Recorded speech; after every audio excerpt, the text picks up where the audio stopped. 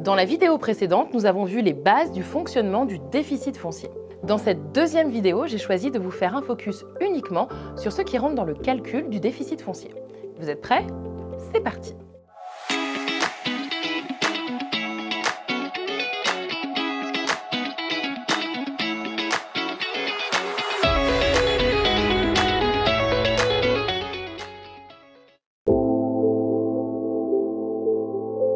Préalable au calcul du déficit foncier, je l'ai déjà rappelé dans la vidéo précédente, mais mieux vaut le redire. Contrairement à l'idée reçue, non, les intérêts d'emprunt ne rentrent pas dans le calcul du déficit foncier.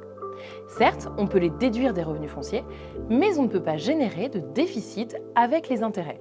Rappelez-vous de cela lors de vos calculs. Vous pouvez donc déduire les intérêts d'emprunt dans la limite des revenus fonciers et l'excédent est quant à lui reportable sur 10 ans.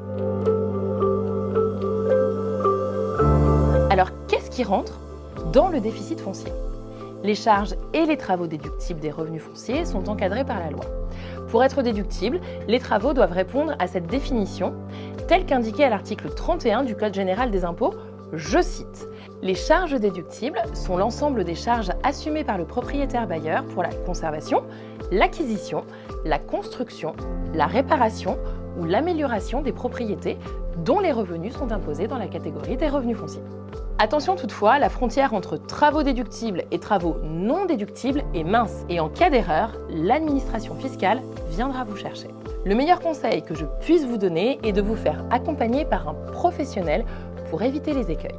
Un bon conseil coûtera toujours moins cher qu'une requalification. Ensuite, vous pouvez intégrer dans le calcul de votre déficit foncier les charges suivantes. Les frais de gestion.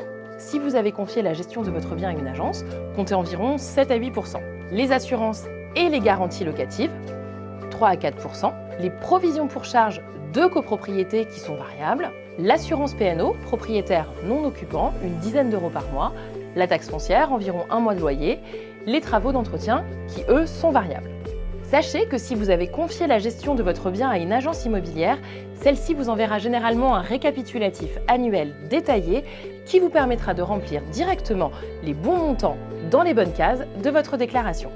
C'est pratique et puis ça évite d'oublier quelque chose. J'espère que tout est clair pour vous. Dans la prochaine vidéo, je vous parle notamment de vos obligations de durée minimum de détention et des différents types de prêts que vous pouvez utiliser pour optimiser encore davantage votre investissement. Alors, à tout de suite dans cette troisième vidéo.